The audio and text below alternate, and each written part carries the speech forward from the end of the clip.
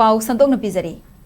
Manipur gi is irang asi thokhananaba insilli hairaduna social media da viral oirakiba hanagi chief minister N Biren gi khonjal oigani haiba audio tape amaga mari leinana Central Forensic Science Laboratory Cfsl na report Peekhatlaktabada Supreme Court na asawba fongdokladuna report Peekhatlaknanaba aroiba oina chayol anigi matam pikre.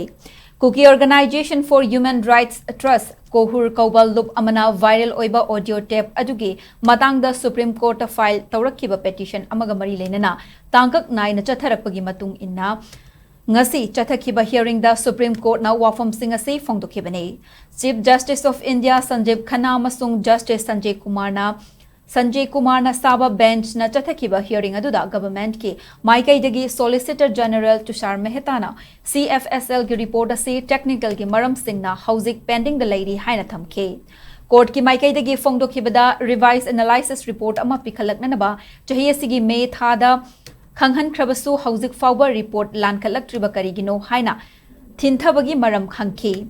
Cfsl na report lankhalaktaба kayam kuina Lankhalakpada kayam kuina changadawribano masida adumak ngaiduna leiba ngamloi amadi loisindana adumak leibasu yaroi haike.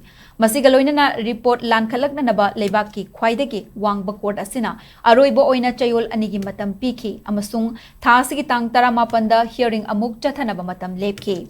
Panbayabadi chahi asigi March 13 fawbada report Peekhatlaknanaba Cfsl da court na khanghankibane.